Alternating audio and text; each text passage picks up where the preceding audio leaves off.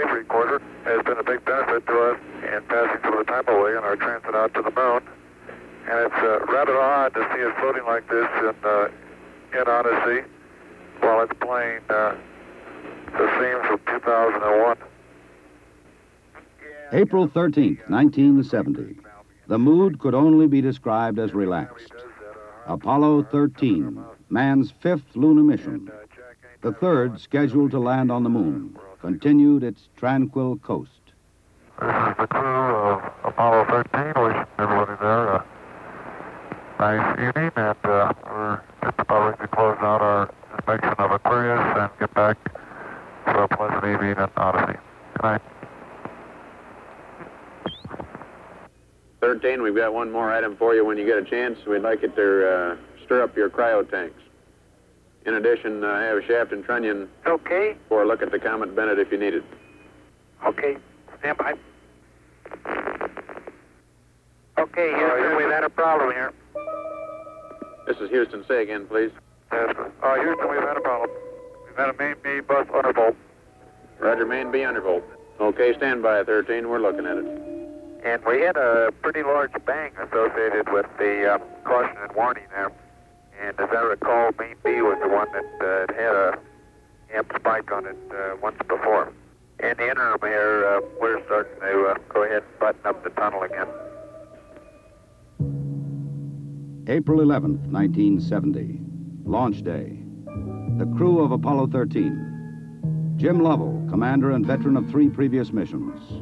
He had orbited the moon Christmas 1968 on Apollo 8. Fred Hayes, his first time up, lunar module pilot. Jack Swigert, command module pilot. 3 days ago, he was on the backup crew. Now he replaced Ken Mattingly. Mattingly had been dropped from the mission because he had been exposed to German measles. He would watch the launch from Houston's mission control. Auto sequence initiated, flight. Roger. Flight booster. Go. S4B pre-press complete. Roger. Flight booster. S1C pre-press complete. We're on internal power and we're go. Roger. How's it look, Econ? You got your space? Looks good, flight. Okay. MCC record us to flight speed. Ignition, flight. Roger. Roger. Clock start, flight. Roger. Thrusters go, all engines. Roger. Okay, Fido, how's it look? Looks good here, flight. Good agreement. Okay, Booster, how do you look? S1C looks good, flight. Okay, Capcom, we'll go you on the ground. Okay, we'll go at 1, Capcom. Get relieving, flight. Roger.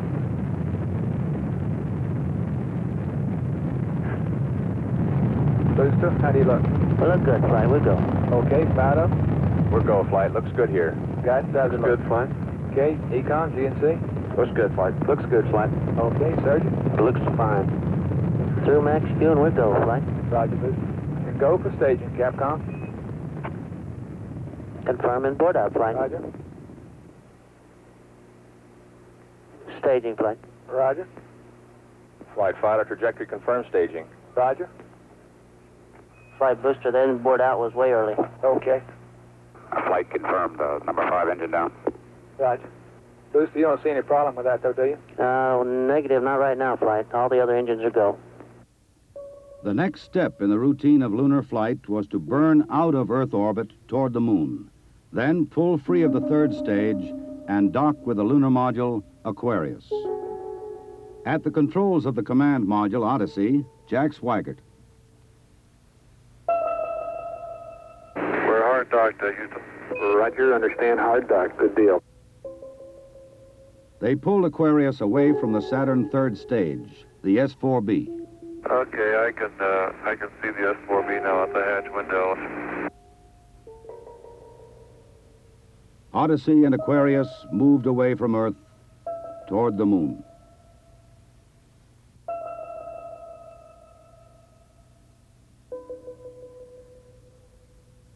Okay, Houston, we've had a problem here. 5 guidance. Go, guidance. We've had a hardware restart. I don't know what it was. Okay. Houston, we've had a problem. We've had a main B bus undervolt. You see an AC bus undervolt there, guidance? Or, ECOM? Negative, flight. Believe the crew reported it. We got a main B undervolt. We may have had an instrumentation problem, flight. Roger. And we had a pretty large bang associated with the caution and warning there. The sensation I had, that I had felt a vibration accompanying the bang, not a large vibration or shudder. Is there any kind of leads we can give them? Are we looking at instrumentation, or we got a real problem, or what? We're reading 0 N2 pressure in fuel cell 1 and 13 psi on fuel cell 3 O2 pressure. Okay, Barrett, what do you want to do? Open circuit fuel cell 1 and 3? That's firm flight. Shut down the reactance valve, and I asked for a reconfirmation, since when you do that, it's sort of irreversible. If you shut one of these things down, they only can be restarted from ground support equipment. Yeah, that's because of AC. And it looks to me, looking out the hatch, that we are venting something. We are venting something out into space. Okay, let's everybody think of the kind of things we'd be venting. GNC, you got anything that looks abnormal in your system? Negative flight. How about you, Ecom? You see anything that, with the instrumentation you got, that could be venting? That's firm flight.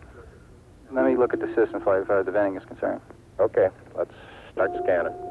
Here is a bulletin from ABC News. The Apollo 13 spacecraft has had a serious power supply malfunction that could cause the lunar landing mission to be terminated early. I assume you've called in your backup ECOMs? Flight, say again? Have you called in your backup ECOMs now? See if we can get some more brain power in this We thing? got one here. Roger. At the moment, the astronauts are continuing to try to isolate their trouble. A late report says the spacecraft now is operating on battery power alone. All unnecessary equipment is being turned off. Okay, now let's everybody keep cool. We got the LEM still attached. The LEM spacecraft's good, so if we need to get back home, we got a LEM to do a good portion of it with. Okay, let's make sure that we don't do anything that's going to blow our CSM electrical power with the batteries, or that will cause us to lose the main or the fuel cell number 2. Okay, we want to keep the O2 and that kind of stuff working. We'd like to have RCS, but we got the command module system, so we're in good shape if we need to get home. Let's solve the problem, but let's not make it any worse by guessing. My concern was increasing all the time. It went from, I wonder what this is going to do to the landing, to I wonder if we can get back home again. Okay, Ecom, I'm coming back to you. Flight. Go ahead. I think the best thing we can do right now is start a power down. Right about then, it was quite apparent to me that it was just a question of time that the command module was going to be dead. You don't want to get fuel cell pumps off, do you? We can do that on fuel cell number 1 flight. Okay, well, let's make sure we don't blow the whole mission. The thing that concerns me is throwing equipment. We had a problem. We don't know the cause of the problem. Flight, I've got a feeling we've lost 2 fuel cells. I hate to put it that way, but I don't know why we've lost them. It doesn't all tag up. Network from Flight. Flight network. Bring me up another computer in the RTCC, will you? We got one machine on the RTCC, and we got dual CPs downstairs. Okay, I want another machine up in the RTCC, and I want a bunch of guys capable of running D-logs down there. Roger that. What all this means is only speculation at this point. First, though there has been some tumbling or rotation of the spacecraft, the astronauts do not appear to be in any immediate danger. I'll tell you what, GNC, can you get somebody in the back room to try to figure out what the equivalent delta V is we're getting, so that we can see if we can backtrack to see if we can figure out what's venting? Roger, we'll give it a try, Flight. Okay. When I looked up and saw both oxygen pressures, one absolutely 0 and the other one going down, it dawned on me, and I'm sure Jack and Fred about the same time, that we were indeed in serious trouble. The only way to survive the situation was to transfer to the LEM. Flight Econ. Go ahead, Econ. The pressure in O2 tank 1 is all the way down to 297. We better think about getting in the LEM or using the LEM systems. I'd say this is as serious a situation as we have ever had in manned spaceflight. We've always called the LEM a good lifeboat under those circumstances. If at any time in the mission, however, the LEM had separated and we had gotten ourselves into a rendezvous situation, or the command module being around the moon, then what you state is absolutely true. It would be a fatal situation. Tell me you from Flight. Go ahead, Flight. I want you to get some guys figuring out minimum power in the LEM to sustain life. The accident had occurred 200,000 miles from Earth. Lovell, Swigert, and Hayes rode in the lunar module attached to a lifeless command module. Apollo 13 had started as a mission of scientific exploration. It was now a matter of survival. Since the command module was dead, except for the oxygen and power hoarded for re-entry, the guidance platform of Aquarius, designed to land on and take off from the moon, would have to be used. The first milestone, and I consider this after the accident, I guess, more or less the survival now. The first milestone was to get alignment on the LEM platform.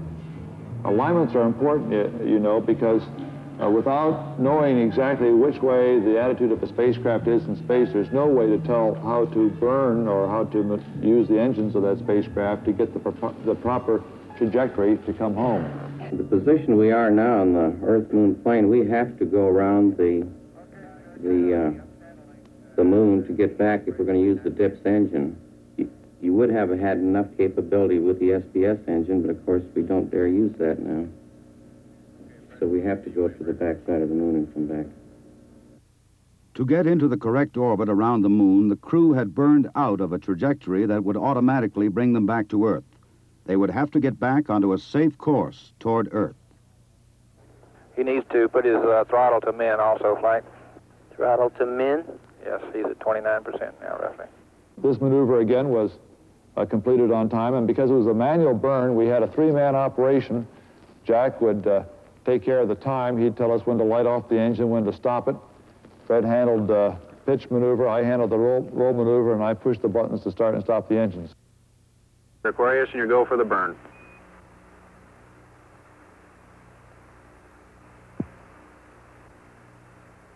%.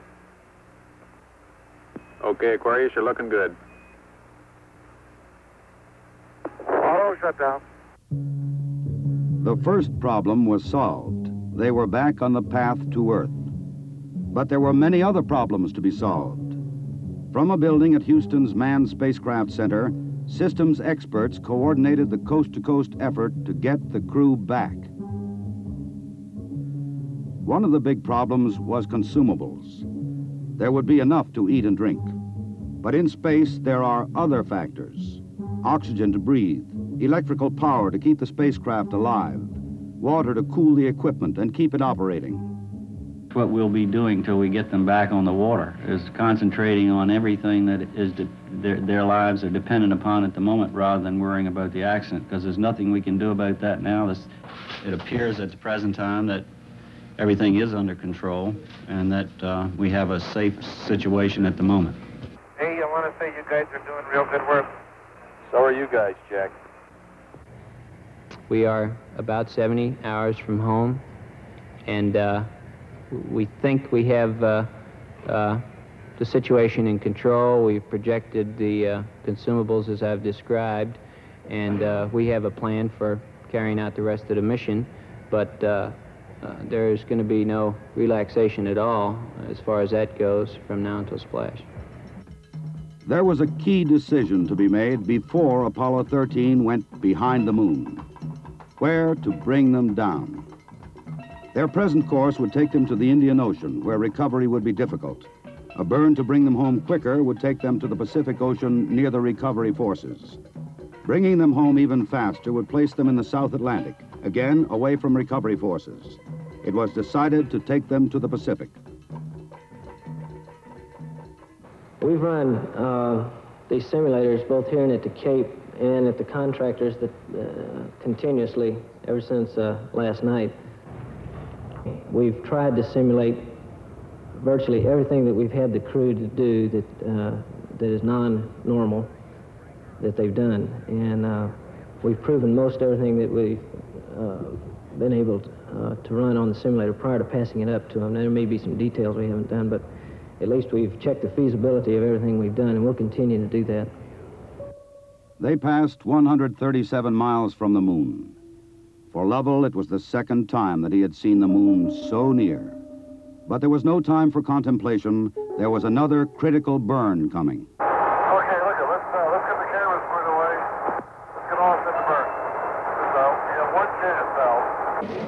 And in Houston, the newsmen poured in to tell an anxious world the story. Well, that was going along with the ignition time. Shortly after Apollo 13 had separated from the Saturn third stage, the stage had been sent onto a trajectory toward the moon. Its impact would be recorded by the seismometer left by Apollo 12. By the way, Aquarius, we see the results now from 12's seismometer. Looks like your booster just hit the moon and it's rocking it a little bit. Over. Well, at least something worked on this flight. I'm sure glad we didn't have a limb impact, too. Jim, you go for the burn. Go for the burn. Roger, understand. Go for the burn. Guidance okay? We're good, flight. Control okay? We're okay, flight. Tell me we're go, flight. Inco okay? We're good, flight. Ground confirms ignition. We're burning 40%. West Houston, you're looking good. Roger. Shut down. Roger, shut down. I say that was a good burn. Roger, now we want to power down as soon as possible. Understand. To conserve the electric power and cooling water, the crew shut down all but the vital, life-sustaining systems of the LEM. I think the LEM spacecraft's in excellent shape, and I think it's fully capable of getting the crew back. I think, as we have found before, every time we've put the LEM spacecraft to a test, it's always done much more than it was guaranteed to do, and I think this is a good case in point. Conserve the consumables, cooling water, electric power. The LEM water gun was leaking, and we shut that off. I guess it leaked about a quart of water, I would estimate. But it took me about 2 days to get my feet dry, and of course, I think you were all aware that the temperatures were going down in both vehicles, and it's made for very chilly feet for a couple days.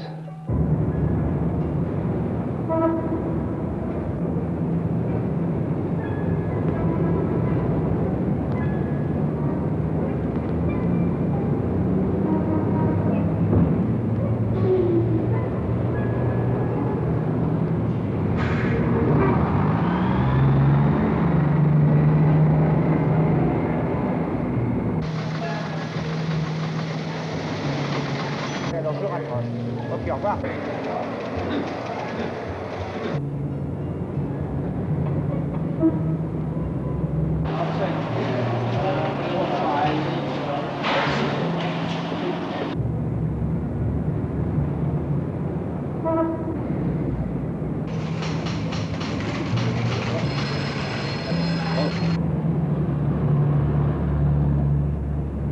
Lord, your astronauts will come back safe.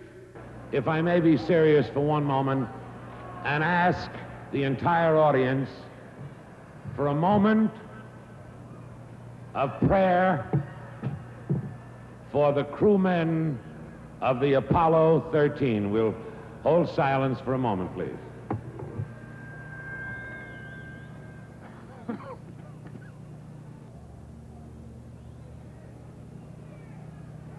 RCS-A stands at 62% and B at 62%. I see we've gone a hell of a long time without any sleep. We're going to have to start thinking about getting people back to sleep again because I didn't get any sleep last night at all.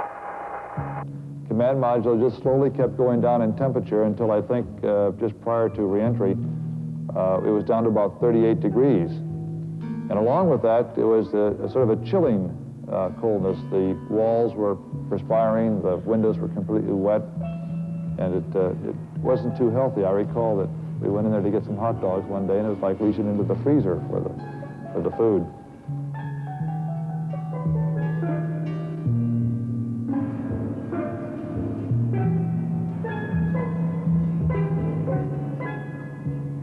So if you want my opinion of how they handled the situation when it happened, they handled it exactly like we'd expect them to. They were about as well on top of it as anybody could be, knowing what we knew, which isn't very much, I'll have to admit. but I think they did everything right within the knowledge that was available to us in a timely fashion, which is what all we expect of them. I think they did a beautiful job of it. We actually had a third little sleep restraint, which Fred then put on and buttoned up and kept a little bit warm. The astronauts faced another problem, their own exhaled breath. The lithium hydroxide chemical to take carbon dioxide out of the air was not sufficient in the lunar module. They would have to adapt the canisters from the command module to fit the hoses in the LEM. On the ground, an adapter was fashioned from materials the crew had available in the LEM: cardboard from a checklist, plastic bags, and tape. After checkout in an environmental chamber, the directions for construction were sent up to Aquarius. At this point in time, I think the partial pressure of carbon dioxide was reading about 15 millimeters. And we constructed 2 of these things and put them online, and I think within an hour, the partial pressure of CO2 was down to 0.2. So you see that survival now became one of initiative and ingenuity, and it was one which the ground continually helped us along. We had all kinds of people on the ground trying to think of ways of extending our lifetime. There would be still another burn, a mid-course correction to get Apollo 13 into the narrow corridor through the atmosphere for a safe return to Earth. We're at burn attitude, flight. College. Ignition. Thrust looks good. Shut down. Hang in there, it won't be long. There were moments when I didn't know how much consumables we had, whether we could make it back or not, but in a situation like that, there's only one thing you can do. You just keep going, and you just keep thinking up where you can get more consumables. And so that's exactly what we did. On April 17th, they prepared for re-entry.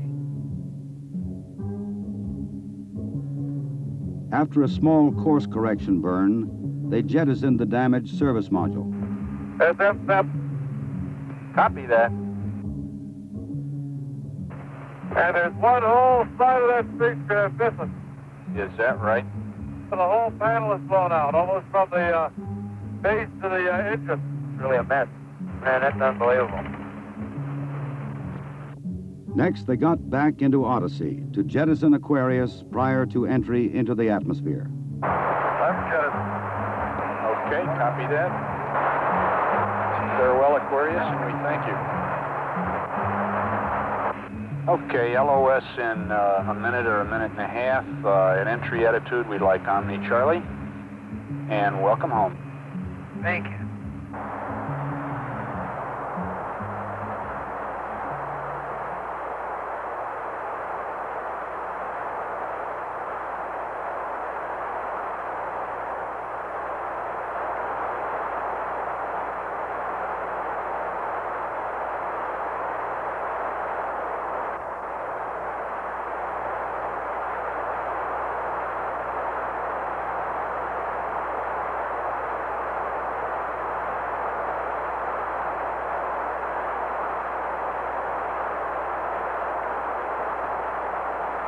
Odyssey Houston standing by, over.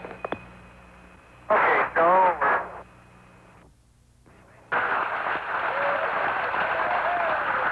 Odyssey Houston, we show you on the mains. It really looks great. Apollo 13, this is recovery, over. They're going through 5,000. Roger, Apollo 13, this is recovery, and your chutes look good. Apollo 13, this is recovery. We observed your RCS burn, over.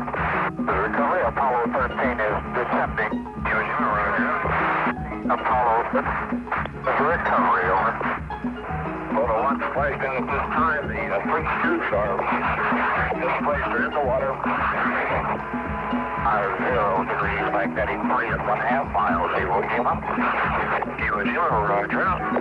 This Photo 1, the command module is stable 1 at this time. They're riding comfortably. The vertical axis are approximately 15 degrees. OM1, you're clear to get the position for 3, the other 2 shoes. OM1, roger. You're getting clear to you, wind line 270.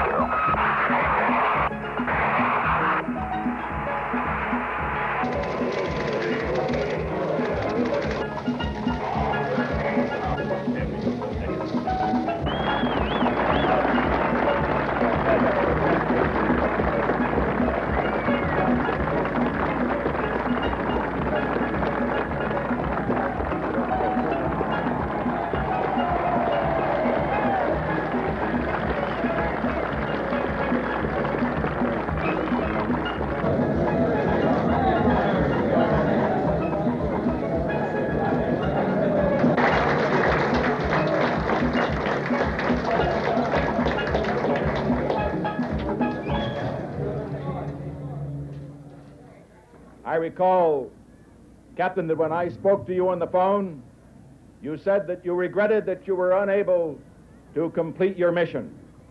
I hereby declare that this was a successful mission. From the start, the exploration of space has been hazardous adventure. The voyage of Apollo 13 dramatized its risks. The men of Apollo 13, by their poise and skill under the most intense kind of pressure, epitomize the character that accepts danger and surmounts it. Theirs is the spirit that built America. Your mission served your country. It served to remind us all of our proud heritage of a nation, to remind us that in this age of technicians and scientific marvels, that the individual still counts, that in a crisis, the character of a man or of men will make the difference. GNC. Go. Surgeon. Go. Procedures. Go. AFD. Go. Network. Go. Computer soup. Go. Raj, network, give me an amber. RTC, you on AFD conference. RTC's on the AFD conference. Okay, all flight controllers, let's play it cool.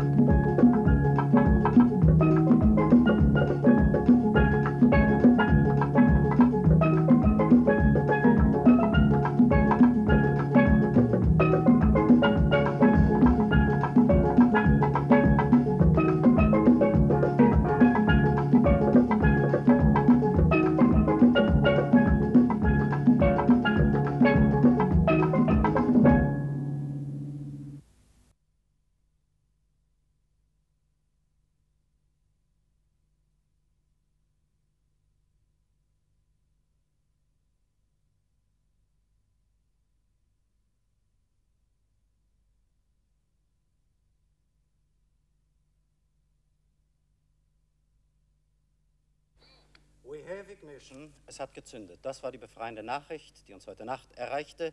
Sie bedeutet nicht mehr und nicht weniger, als dass Apollo 13 den Kurs für die Rückkehr zur Erde gefunden hat.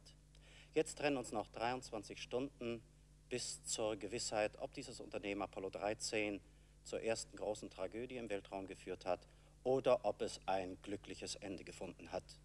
Im Augenblick können wir nichts mehr tun, als in Trickfilmen und in Archivfilmen darstellen, was für die nächsten Stunden erreicht und versucht wird. Wie bei jedem Mondflug gibt es das erste Problem beim Eintauchen in die Erdatmosphäre. Wenn das Raumschiff zu steil eintaucht, würde es verglühen. Es wird zunächst im Normalfall leicht zurückgeworfen, um dann erneut einzutauchen. Mit den großen Spiegeln versucht man, das Raumschiff zu orten. In einem großen Bogen über Ostasien taucht es dann, so soll das morgen Abend der Fall sein, in der Nähe der Samoa-Inseln in den Pazifik. Flammen schlagen vorbei an den Fenstern des Raumschiffes und kurze Zeit, wenige Minuten, wird wieder der Funkkontakt abbrechen. Die wirklichen Probleme vor dem Ende dieses Unternehmens aber liegen schon Stunden vorher. Nervosität verständlicherweise überall in den Kontrollstationen. Morgen werden die Schiffe und die Flugzeuge unterwegs sein, um das gelandete Raumschiff zu suchen. Nach den Stabilisationsfallschirmen wird man zunächst mit den großen Hauptfallschirmen das Raumschiff zu Ende bringen, zur Erde, zum Wasser zurückbringen. Nun, in diesem Augenblick, 24 Stunden vorher, können wir nicht mehr tun, als Sie darüber zu informieren, was gegenwärtig an Bord des Raumschiffes geschieht und was in den nächsten Stunden an technischen Manövern und auch an Problemen für die Besatzung auftaucht. Und das wollen wir tun. Heiko Engelkes, mein Kollege. In Houston ist es Werner Büdler. Ich rufe Werner Büdler. Sind Sie in Ihrer Kabine? Hier Werner Büdler in Houston. Wir melden uns gleich wieder. Danke, Werner Büdler. Lothar Löwe, der heute aus Moskau nicht nur wegen Apollo nach Deutschland gekommen ist. Und in Washington Hans Heine. Hans Heine, hören Sie uns? Ja, guten Abend, Herr Siefert. Gut, wir melden uns gleich wieder. Bitte bleiben Sie in Bereitschaft. Zunächst aber die neuesten Meldungen von Heiko Engelkes. Nachdem sich nunmehr nach den letzten Berechnungen in Houston herausgestellt hat, dass das Raumschiff Apollo 13 mit großer Sicherheit den geplanten Landekorridor erreichen wird, hat die NASA einen genauen Fahrplan für die entscheidenden Stunden morgen Nachmittag herausgegeben. Danach werden alle 3 Astronauten um genau 13 Uhr in die Kommandokapsel kriechen. Falls vor der Landung noch eine weitere Kurskorrektur notwendig ist, erfolgt sie um 13:53 Uhr. Die Geschwindigkeitsänderung würde dabei nur etwa 2 Kilometer pro Stunde betragen. Um 15:30 Uhr trennt sich die Kombination aus Kommandokapsel und Mondfähre von dem Versorgungsteil. Um 17:30 Uhr wird dann die Mondfähre von der Kommandokapsel abgetrennt. Um 18:53 Uhr wird, wenn alles gut geht, Apollo 13 mit dem Hitzeschild voran in die oberen Schichten der Erdatmosphäre eintreten. In diesem Augenblick wird die Geschwindigkeit der Kapsel rund 40.000 Kilometer in der Stunde betragen. Bis zur voraussichtlichen Landung morgen Abend im Pazifik stehen den 3 Astronauten also noch anstrengende und aufregende Stunden bevor. Ich frage meinen Kollegen Werner Büdler in Houston, haben die Astronauten überhaupt noch Kräfte, um diese Aufgaben zu bewältigen? Ich glaube, die Antwort darauf muss unbedingt Ja lauten. Die Astronauten sind natürlich ein wenig müde, denn sie haben nicht so schlafen können, wie das bei normalem Flugverlauf der Fall gewesen wäre. Aber sie sind nicht so übermüdet, dass sie ihren Aufgaben nicht nachkommen könnten. Werner Büdler, Sie verfolgen laufend den Funkkontakt mit dem Raumschiff. Schlafen die Astronauten zurzeit, schläft ein Teil der Mannschaft oder sind im Moment alle wach? Jack Swigert schläft im Augenblick, und zwar seit 16 Uhr ihrer Zeit, während Jim Lovell sich gelegentlich, das letzte Mal vor wenigen Minuten, meldet und mit dem Boden Informationen austauscht. In der Kommandokapsel herrschen sehr niedrige Temperaturen. Wie können die Astronauten diese Kälte überhaupt ertragen? Es sind in der Kommandokapsel vor einigen Stunden Temperaturwerte etwas über 0 Grad bis 5 Grad gemessen worden, während in der Mondsphäre eine Temperatur von 21 Grad Celsius herrscht. Und die Astronauten bemühen sich natürlich deswegen, sich möglichst wenig in der Kommandokapsel aufzuhalten. Wie hoch ist die Temperatur oder wie niedrig ist die Temperatur außerhalb von der Kapsel im Weltraum? Das ist eine Frage, die Sie nicht mit einer Zahl beantworten können. Es gibt dort draußen im Weltraum keine Temperatur, sondern es ist die Frage, wie heiß oder kalt wird ein Körper, der in eine bestimmte Stelle gebracht wird. Und da kann man rund abschätzen, dass die Außenseite des Raumfahrzeuges, dort wo das Raumfahrzeug Schattenseite hat, auf etwa 150 Grad unter Null abgekühlt werden dürfte, während es auf der Sonnenseite auf rund 120 Grad bis 130 Grad aufgeheizt wird.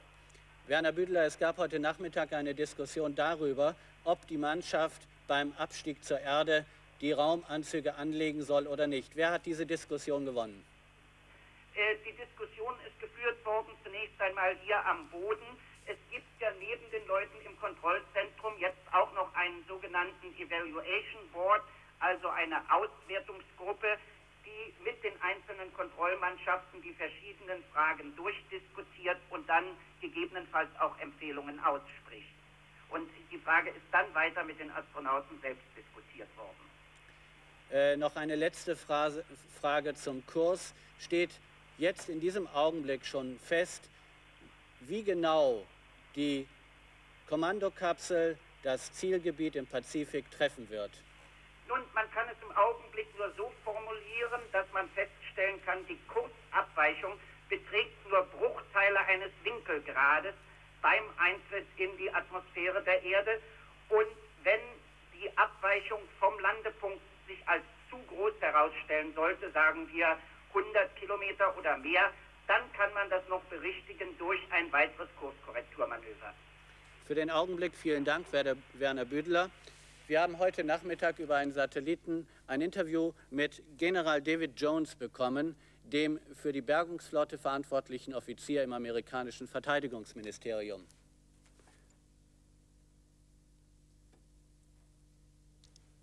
Die Flotte ist, wie wir in den vergangenen Tagen gemeldet haben, unterwegs zur Einschlagstelle.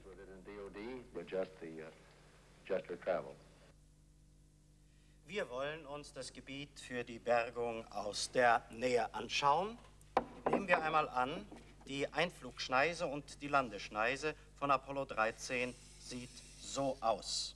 Dann wäre angenommen hier der Landepunkt. Dann haben wir zunächst als Flaggschiff der Bergungsflotte einen Flugzeugträger, der wenige Kilometer nordwestlich davon operiert in dieser Fahrtrichtung. Das Wort Bergungsflotte klingt etwas hochtrabend. Es handelt sich im Wesentlichen eigentlich um diesen Flugzeugträger und dann vor allem um Flugzeuge. 2 Hubschrauber in etwa 15 Kilometer bis 20 Kilometer Entfernung, 2 weitere Hubschrauber in 30 Kilometer Entfernung. In diesen Hubschraubern befinden sich die Froschmänner, die für die Bergung eingesetzt werden. Und dies ist der sogenannte Recovery-Helikopter. Der nimmt nach der Bergung auch die Astronauten auf. Ein weiterer Hubschrauber, in dem sich ein Film- und Kameramann befindet, nicht nur für die entsprechenden Pressefotos und Fernsehbilder, sondern auch für die technisch-wissenschaftliche Dokumentation des Unternehmens. Das nun ist das engere Gebiet, die engere Zone für die Bergung. In gemessener Entfernung befinden sich 2 weitere Schiffe. Wir wollen uns aber jetzt einmal das Gebiet anschauen, das uns dann gleichzeitig demonstriert, wie groß die Zone ist, in der Schiffe und vor allem Flugzeuge unterwegs sind. Sie hat ebenfalls in der Aufsicht etwa dieses Aussehen und diese Entfernung entspricht etwa 700 Kilometern.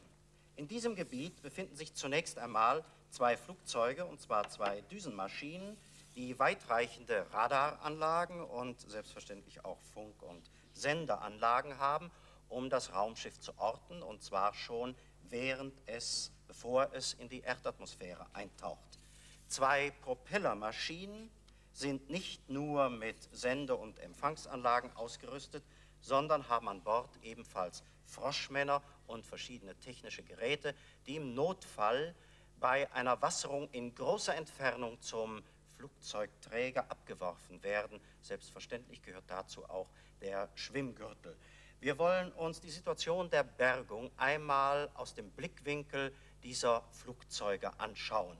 Und zwar handelt es sich bei diesem Film um Aufnahmen, die bei einer Übung gemacht wurden.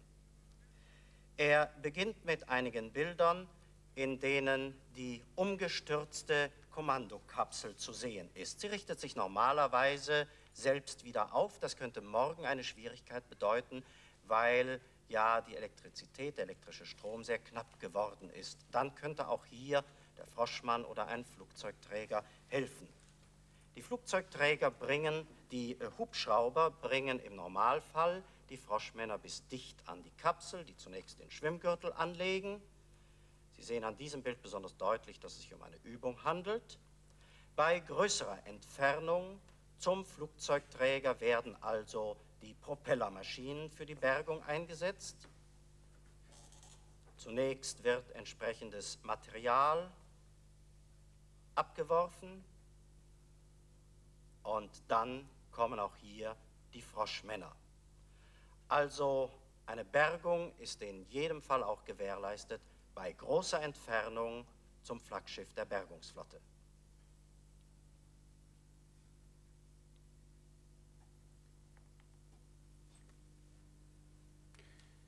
Der Abbruch des Raumflugs und die gefährliche Landung haben ein weltweites Echo hervorgerufen und viele Hilfsangebote gebracht.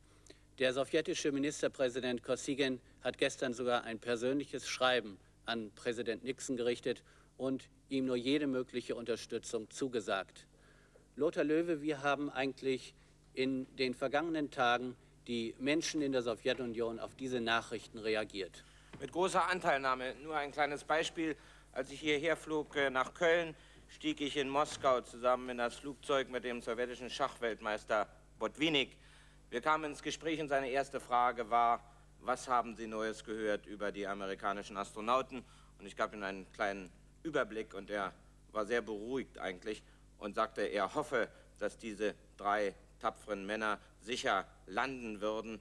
Und er brachte zum Ausdruck, dass die Russen ja wüssten, was es hieße, einen Kosmonauten zu verlieren, denn Komarow ist ja 1967 im Weltraum verglüht. Es gibt also große Anteilnahme in der Sowjetunion, obwohl die sowjetischen Zeitungen nicht sehr ausführlich, längst nicht so ausführlich wie wir hier im Westen, über dieses Ereignis und über diese Panne und diesen Unfall im Weltraum berichten. Aber dennoch, die sowjetische Bevölkerung ist informiert, auch durch die Stimme Amerikas. Die Anteilnahme ist groß und man kann sagen, dass die gesamte sowjetische Bevölkerung an diesem Ereignis teilnimmt und wirklich von Herzen wünscht. Es gibt sehr viel Sympathie für die Amerikaner im Allgemeinen, aber besonders für diese Astronauten, dass diese Bevölkerung von Herzen wünscht, dass diese 3 Männer heil im Pazifik landen und auch dort wieder herausgefischt werden.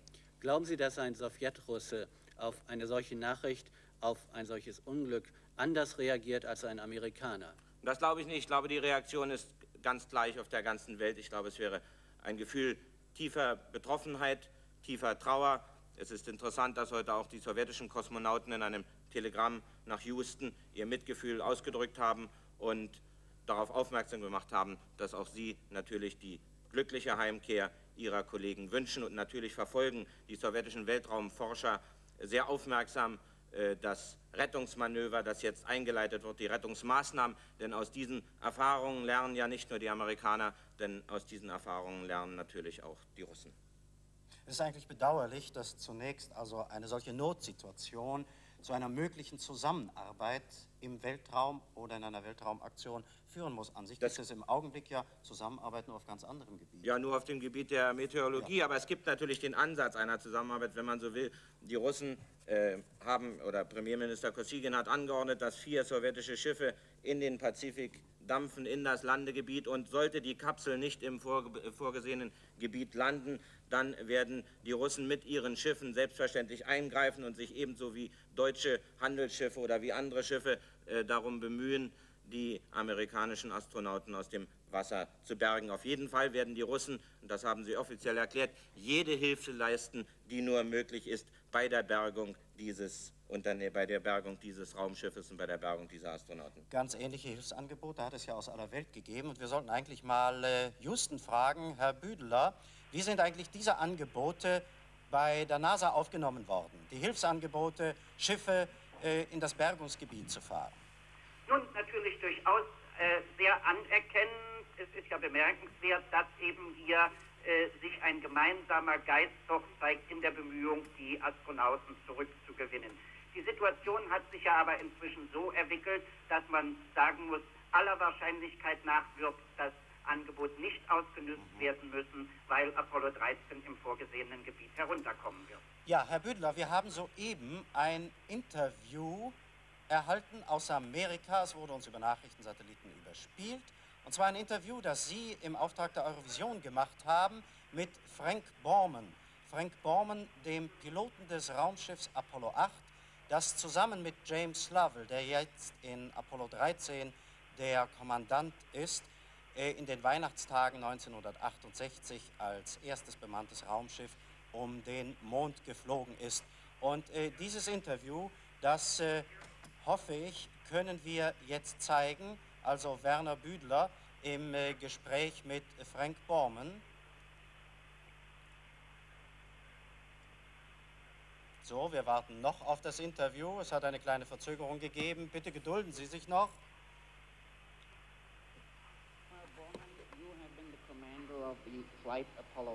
Ja, Sie weisen also darauf hin, dass Frank Borman der Kommandant von Apollo 8 ist.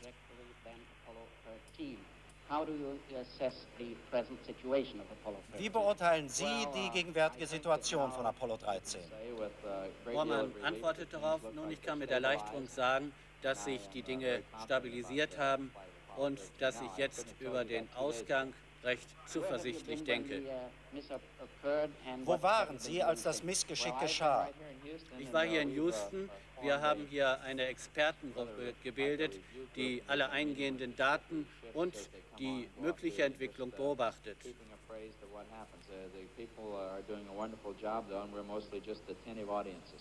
And what has the review group found so far? Did they make any recommendations? I don't believe so. The people we're not looking into the cause of Über die Ursachen des Unglücks haben wir bisher nichts feststellen können. Unsere Aufgabe ist zunächst ja, den Fortgang und die Kursänderungen zu beobachten. Büdler fragt, wie waren die Gefühle nach Ihrer Meinung bei der Apollo 13-Mannschaft? Borman sagt, ich glaube, es herrschte große Sorge, als die Explosion so viele Meilen von der Erde entfernt passierte. Inzwischen haben sie aber Schlaf gehabt und sie klingen ziemlich erleichtert. Frage, wird es Neuentwicklungen im Versorgungsteil geben? Borman, wir kennen die Ursachen noch nicht genau. Wir wissen, das Material ist gut. Es scheint kein Entwicklungsfehler zu sein. Aber ich glaube, wir werden den Fehler bald feststellen können. So I would suspect that it won't take too long to pinpoint it and to rectify it. How high do you think is the probability that we Frage, wie groß ist die Wahrscheinlichkeit, dass der Fehler wirklich gefunden wird? Borman, wir werden sehr viel mehr wissen, wenn wir die Computerwerte vor uns haben. Leider bekommen wir den Geräteteil ja nicht zurück. Morgen werden wir versuchen, Fotos anzufertigen. In der Tagesschau hat Hans Heine eben berichtet vor 20 Minuten über die Nachrichtengebung in den Vereinigten Staaten, über die ständigen Sondersendungen des Fernsehens und des Rundfunks. Wir haben einige andere Fragen an Hans Heine. Ich hoffe, Sie sind in Washington in unserem Studio. Ja, ich bin da. Ja, Herr Heine, was glauben Sie, wie wird es in der bemannten Raumfahrt nach diesem, wir wollen es einmal vorsichtig ausdrücken, nach diesem Unfall weitergehen? Zweifellos ist das ein Rückschlag. Glauben Sie, dass Apollo 14 wie geplant am 30. September bereits starten wird? Ja, das zumindest glauben die verantwortlichen Planer der Weltraumbehörde selber nicht. Lovell hat ja gestern bei einer kurzen Unterredung zwischen Raumschiff und Bodenkontrollstation gesagt, ich fürchte, dieses wird der letzte Raumflug für lange Zeit gewesen sein. Und nur einige Stunden später bestätigte der Direktor der Weltraumbehörde, Thomas Paine, dass dieses Versagen oder das Unglück oder was immer es auch gewesen sein mag, zunächst mal einen Rückschlag, und wenn es auch nur einen zeitlichen Rückschlag für das Apollo-Programm bedeutet. Die Aussichten, dass Apollo 14 wie vorgesehen im Herbst starten, sind also so gering, dass sie faktisch überhaupt nicht vorhanden sind. Denn das Mindeste, was passieren wird, ist eine sehr genaue Untersuchung, woran es denn gelegen haben mag, dass die die Brennstoffzellen in dem Bedienungsteil der Kommandokapsel ausgefallen sind.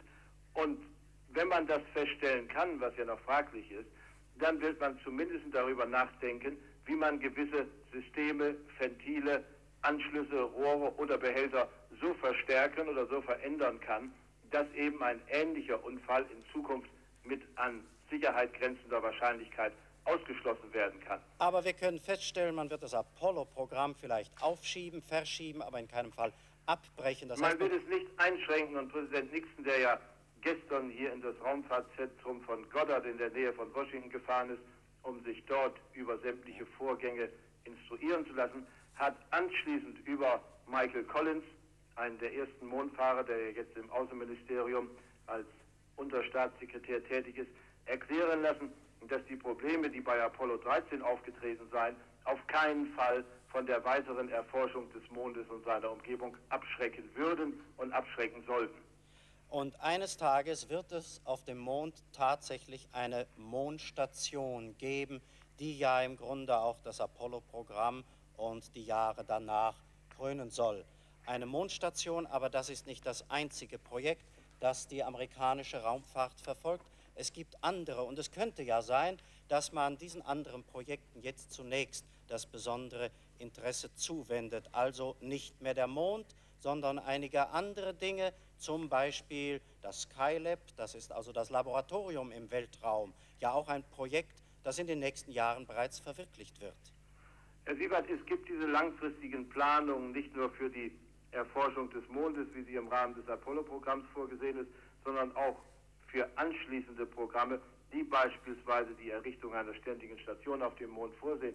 Ob der Schwerpunkt hier liegen wird oder auf anderen Gebieten der erdnäheren Erforschung, das scheint mir nicht so sehr eine Frage des Unglücks von Apollo 13 zu sein, sondern viel stärker eine Frage der Haushaltsmittel der nächsten Jahre und der allgemeinen Bereitschaft im Kongress für Raumfahrt, egal in welcher Art, größere Geldsummen zu bewilligen. Und da sind eben im Moment die Aussichten nicht sehr gut. Und ich kann mir auch nicht recht vorstellen, dass diese Aussichten durch die Pannen bei Apollo 13 verbessert worden sind. Das war eine interessante Information, die manches mehr über amerikanische Mentalität verraten hat, als zwischen den Zeilen der Meldungen in den letzten Tagen stand. Das kann man ganz bestimmt sagen, Herr Heine. Ja, ich meine, im Moment ist es natürlich so, die kritische Situation oder die kritischste Situation, die jemals in der bemannten Raumfahrt für die Amerikaner entstanden war, wie es auch in Houston genannt wird, hat zuallererst mal die allgemeine Aufmerksamkeit, die Anteilnahme an der Raumfahrt wieder geweckt. Denn ich meine, gerade hier im Lande war man geneigt, die verschiedenen Etappen des Apollo-Programms mit viel größerer Gelassenheit und viel größerer Selbstverständlichkeit hinzunehmen, als beispielsweise bei uns in Europa. Das hat sich schlagartig geändert, aber die Gedanken und die Anteilnahme konzentrieren sich im Moment hauptsächlich darauf, diese drei Männer wieder sicher zur Erde zurückzukehren. Schlussfolgerungen daran werden im Moment, zumindest in der Öffentlichkeit oder in politischen Kreisen, noch so gut wie überhaupt nicht geknüpft. Ja, vielen Dank, Herr Heine. Wir haben neue Meldungen bekommen und hoffen auch aus Houston Neues zu erfahren. Heiko Engelkes. Ja, wir haben gerade eben aus Houston die letzte Meldung bekommen. Das Raumschiff Apollo 13 bewegt sich im Augenblick mit einer Geschwindigkeit von 6.100 Kilometern pro Stunde auf die Erde zu. Es wird, das hat Houston jetzt entschieden, tatsächlich noch eine letzte Korrektur geben. Und zwar, wie wir schon gesagt haben, morgen Mittag um 13.53 Uhr. Der Zeitpunkt der Landung ist nach den letzten Meldungen morgen Abend 19.08 Uhr und zwar 1000 Seemeilen südöstlich der Pago-Pago-Inseln. Von diesem Landegebiet wird gutes Wetter gemeldet. Herr Büdler, Sie haben die Meldung gehört, hoffe ich. Richtig, ja. Hat man das den Astronauten schon mitgeteilt? Das hat man den Astronauten mitgeteilt und gerade im Augenblick wird über einige Verfahrensfragen debattiert, speziell über die Frage, wie die Astronauten nach der Trennung der Mondsphäre nochmals eine Ortsbestimmung nach astronomischen Verfahren vornehmen sollen. Aha. Kann man im Augenblick etwas vom Funksprechverkehr hören? Dann möchte ich Sie nämlich bitten... Ich werde versuchen, Ihnen einmal meinen Kopfhörer an das Mikrofon zu halten. Ja, bitte. Tut mir leid, gerade in diesem Moment haben die Astronauten das Reden wieder eingestellt. Funkstille. Ja, Funkstille. Nun, Herr Büdler, wir müssen warten. Wir müssen warten auf den morgigen Tag. Am Nachmittag beginnt das Manöver, das dieses ganze Unternehmen entscheidet. Und wir hoffen, Herr Büdler, dass Sie uns morgen Abend um diese Zeit eine gute Nachricht vermitteln. Eine Nachricht, die heißt, Apollo 13 ist glücklich gelandet. Ich verabschiede mich von Ihnen in Washington, in Houston und ich verabschiede mich von Ihnen, meine Damen und Herren. We have ignition.